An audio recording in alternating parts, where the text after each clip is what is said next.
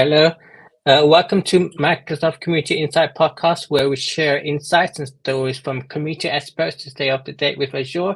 My name is Nicholas, and I'll be your host today. In this podcast, we'll dive into Azure Terraform. But before we get started, I want you to remind you to subscribe to our podcast on social media so you never miss an episode, and it helps us reach more amazing people like yourself. So today, we have a special guest called Mark Tinderholt. Can you start introduce yourself, please?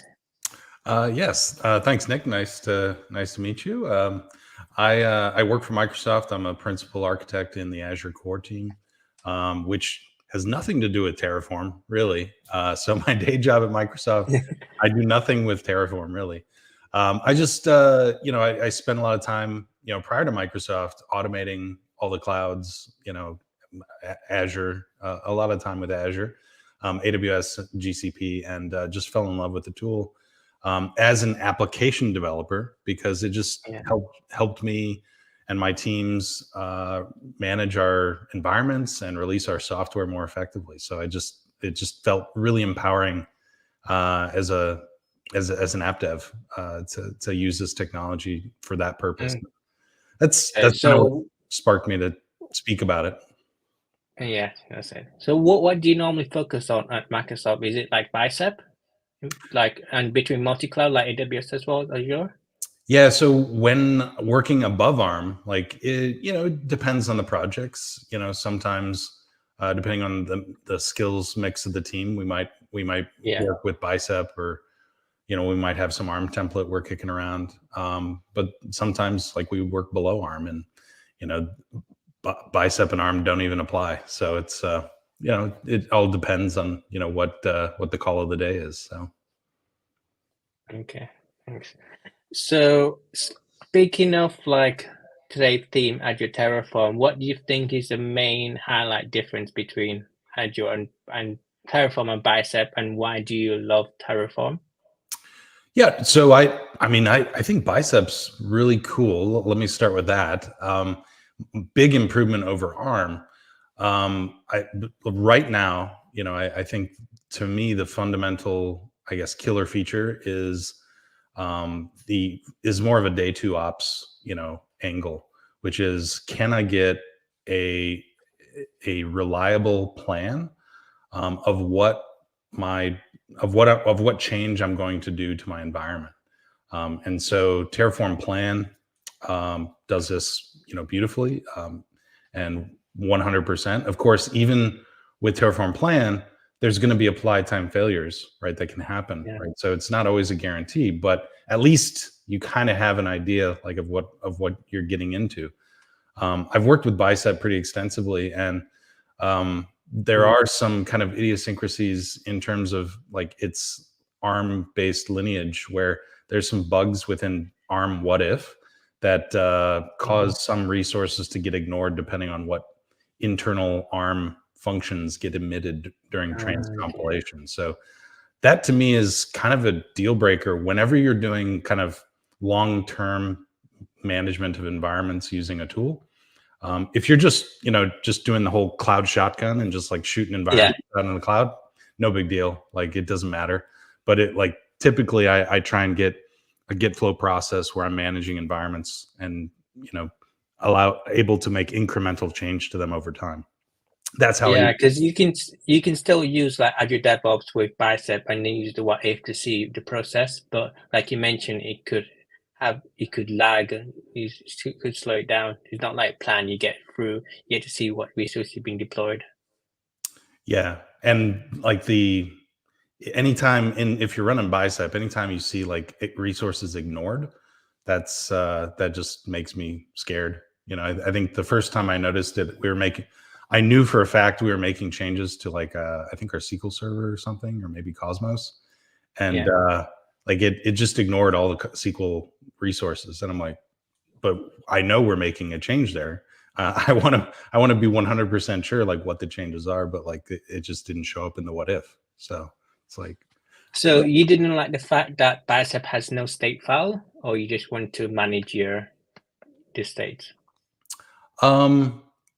So the state issue, I actually kind of like the state issue because I feel like it does create a little bit of work, from an Yeah. operations standpoint, but it gives you a sense of comfort that like there's some third party like that tracks Yeah. what's happening, and by third party I mean like a file, right? It's not just like the goodwill of the tool, right? Being able to figure it out. I've definitely seen situations with other tools like Bicep where it kind of forgets that the environment was provisioned. And Yeah. then you kind of have this like, well, I guess we're just, going to have to start over or something.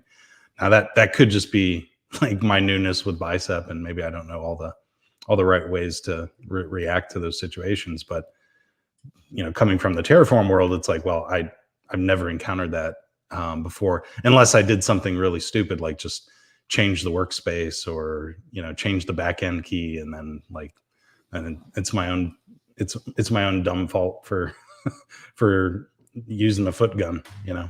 Yeah, I would say you have more control over Terraform than Bicep, because Bicep is more managed by Microsoft, even though Terraform managed by Microsoft as well, but you just have more control of it. So since Microsoft is doing a lot more things on Bicep than Terraform, do you think they will lean more towards, like, all the documentation will be leaning more Bicep? Because at the moment, it's like, for example, like AVM when it was released before, it's a lot of stuff module was already in a Bicep because it's already produced than Terraform. Do you think it just takes a while to catch up? Yeah, I don't know. Like I work, I know a lot of those, a lot of the guys on the team working on AVM, Yeah, and excuse me. And I definitely get the perception that like Terraform is not neglected. yeah, In fact, I feel like Terraform is more of a first class citizen.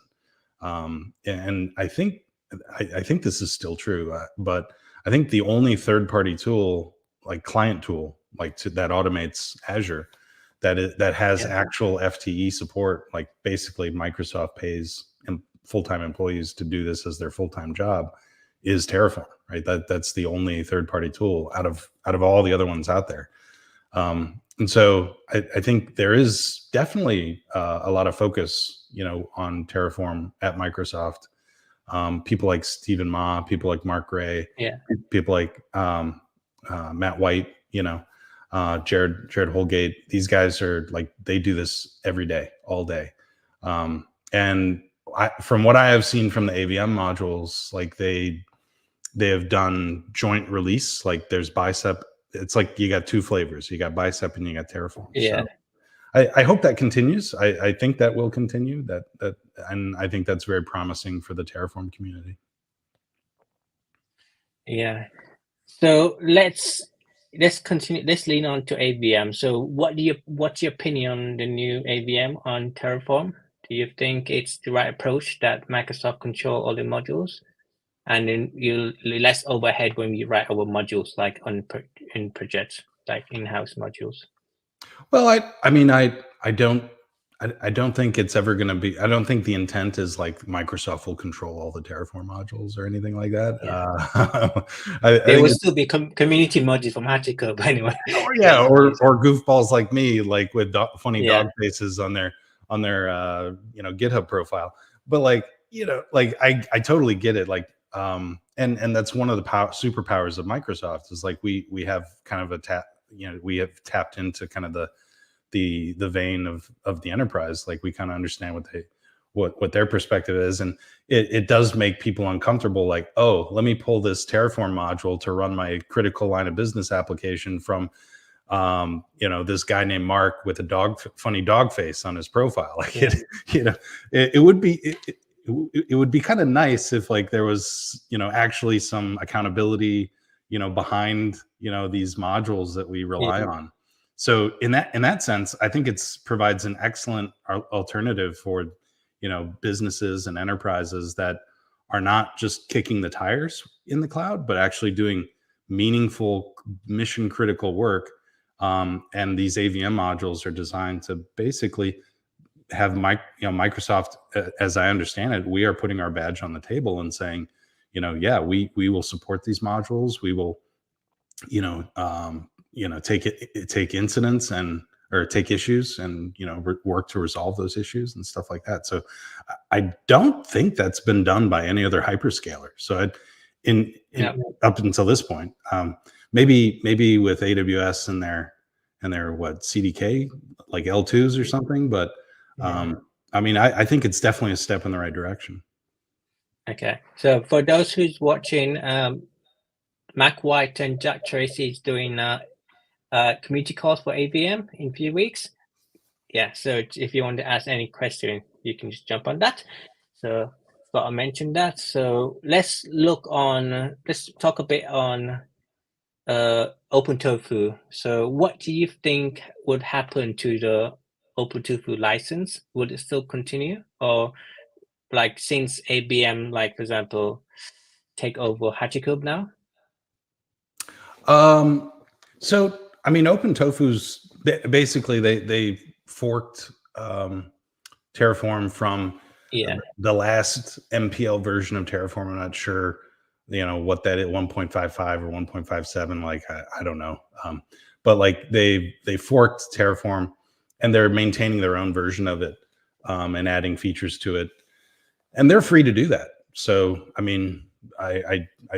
I have no problem with that. Like they can continue to do that. I continue to monitor that project to see how it's going. Wish them the best. I think the time, time will tell, like if they're able to, actually implement differentiating features, or if they're just going to kind of walk the same path in parallel with Terraform. I don't see how that approach would add significant value to the community if it's just about like me too and like replicating the same features that Terraform gets through the dev cycles at HashiCorp. I don't see how that brings the community, but I have seen them implement some features that Terraform has not implemented. So maybe we'll see that continue. I don't think that we've run into situations where modules are incompatible. And I think from what I've seen, it seems like OpenTofu is actively working to maintain compatibility as long as possible. As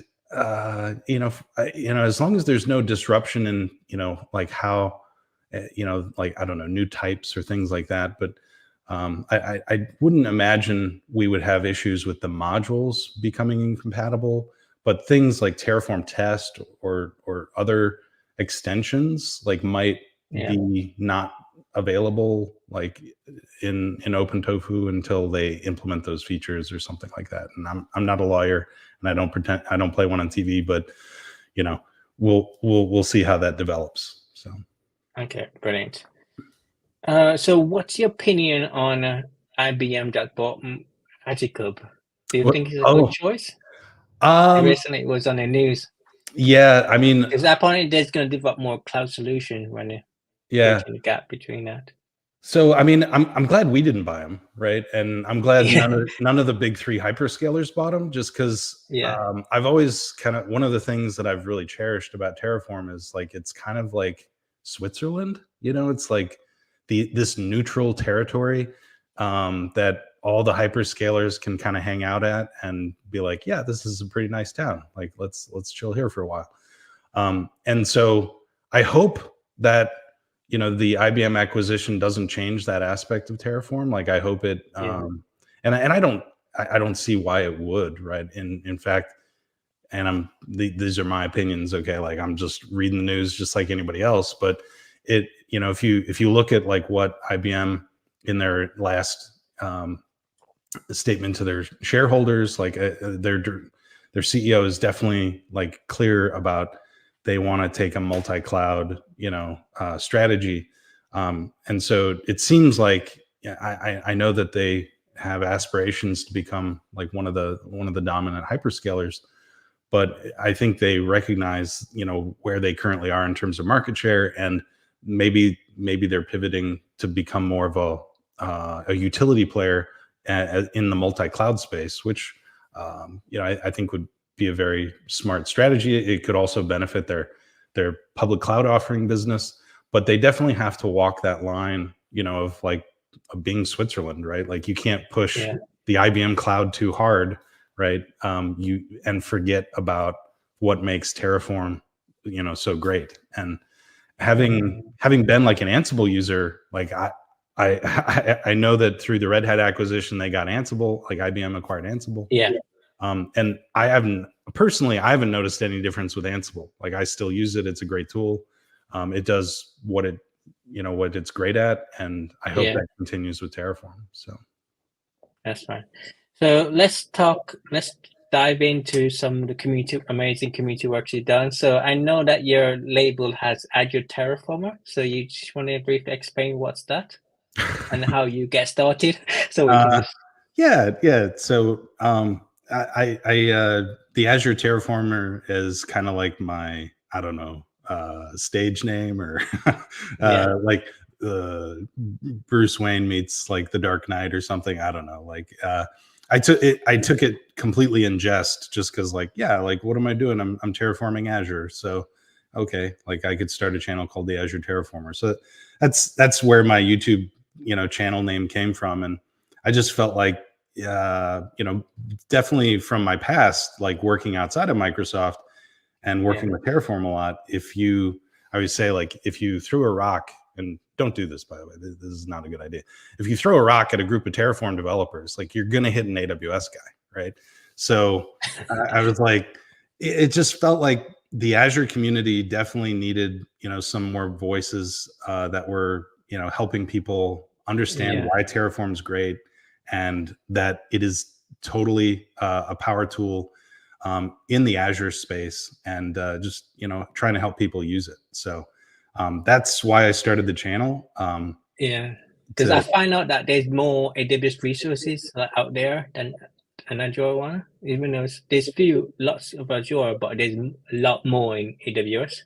Yeah, absolutely. And there's like there's pillars of the community like Anton Babenko that have they've made so much great educational content. They've laid the path down in the AWS space, and I just thought that we need something like that in the Azure space, and that's what I've been trying to do. And a lot of help. There's lots of voices out there as well, like Ned and Matt White and those folks. And so I'm really excited about the future for the Azure community, the Azure Terraform community. And because I know Ned is AWS. He do quite a lot of AWS, Ned. Well, Ned kind of touches a lot of the hyperscalers. And he does a lot of Azure stuff. So I consider Ned an Azure Terraformer, but I don't know if he does. But Okay, so I saw you quite active in the community. So you own some user groups, right? So what are the user groups you own recently? Owns like no, no, yeah. So I kind of fell into that. After COVID, I was like, I should like get out of my house. and the first, and so I found this website, meetup.com, and I knew about it before COVID, but like, I traveled so much for work that I could never participate in community involvement. So after I joined Microsoft, I'm not traveling. I'm home. COVID's over, so like I can go out in public again. So I was like, let's find a meetup to get involved in. And there was a HashiCorp user group. So that was the first meetup that I went to post COVID, and it was very small. It was very, very intimate, and there was a small group of like-minded people, and it was a good time.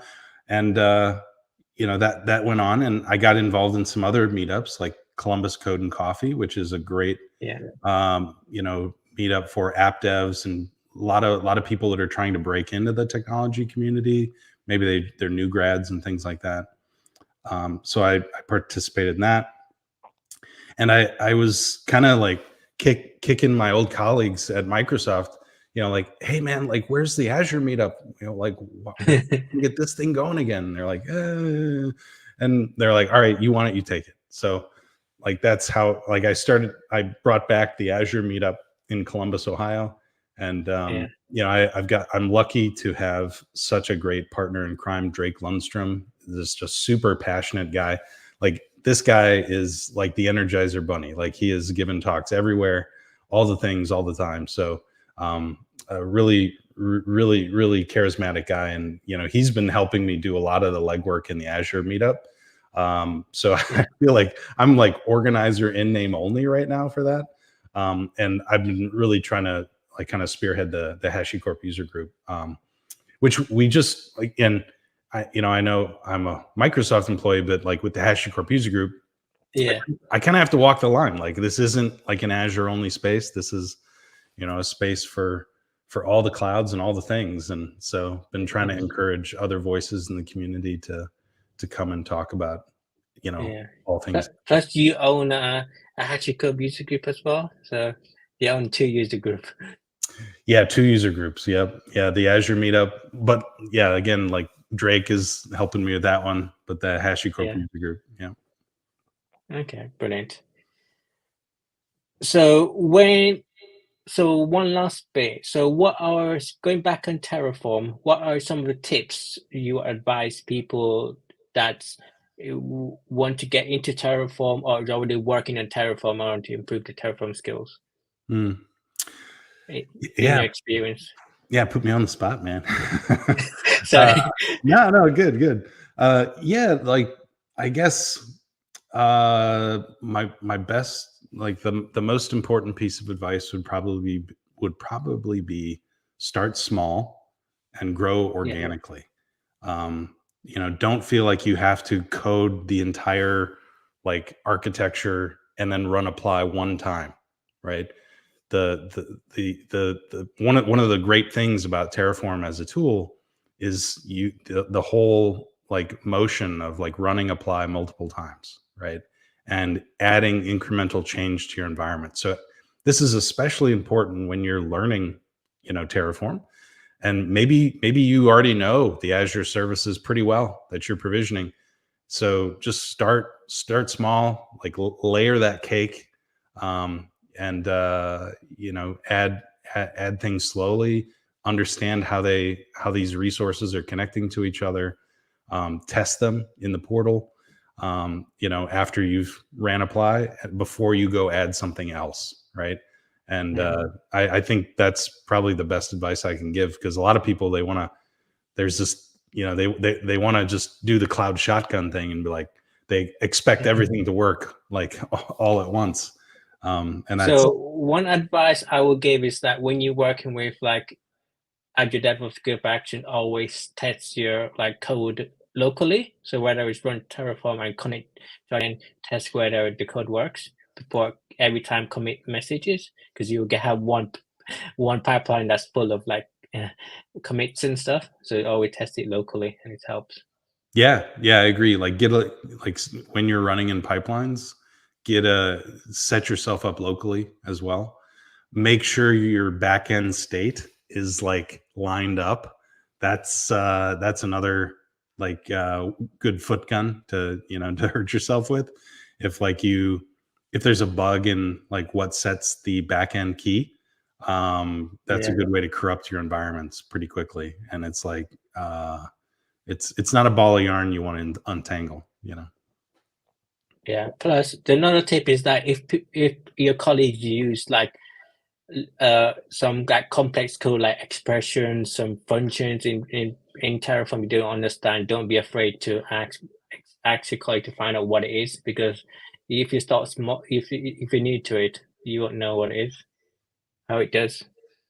Yeah, absolutely. And I try and keep my Terraform as simple as possible, and I try and avoid crazy expressions, especially nested expressions, just because it makes kind of day two operations that much more difficult. Because then Yeah. it's all about transparency, right? Like you want to be able to see clearly what change is going to be introduced to the environment. And if it's, like some Rube Goldberg machine that manages to get the right resources and the right configuration, it's not succeeding at that mission of being transparent, right? So that's be careful of that. Brilliant. So as this episode is coming to end, we'll always like to find out more about our guests. So are you going to any future events in whether it's Microsoft or in the tech community? Well, I'm going to be watching David Wright give a talk at Build remotely. And I will be flying down to Australia in June to give a talk at Hashi Days down in Sydney. So that's coming up. I've never been to Australia, so that'll be fun. Gonna go hang out with the kangaroos and stuff. So that's 30 hours or 25 hours from where you are in America. I joke with people, I'm flying for 30 hours to give a 30-minute talk. That's what I do here, Well, I hope it's for a week. Otherwise, for a few days, it's not worth it. I hope it's for a week at least. Yeah, I'm not unfortunately not spending too much time down there just on the personal, just because my son's baseball, season is in full swing. Luckily, I won't miss any games theoretically, but definitely can't pull him out of his baseball team to go down to Australia. So no worries. Is any last minute advice that you want to give anyone that's new to Terraform or anything? Yeah, just have fun. Find something that you're passionate about that you wanna go figure out and go build. I started trying to build environments for my software to run on. So the best way to learn is by doing. So go figure it out and go have fun. Happy Azure terraforming. Yep. Okay, so how can other people get in touch with you for any question regarding Terraform or what you discussed in this podcast? Yeah, I mean, they can check out my YouTube channel. They can check out the Azure Terraformer on LinkedIn, where I where I post some funny things and some somewhat educational content. And we also have an Azure Terraformer Discord. So there's I'm on there, but of course, other Azure Terraformers that are just as experienced as I am are on there answering questions and helping people out. So I would encourage them to use those resources. Okay, brilliant. Thank you, Mark, for coming on this episode. Thank you. Bye. Yep. See you, Nick. Cheers.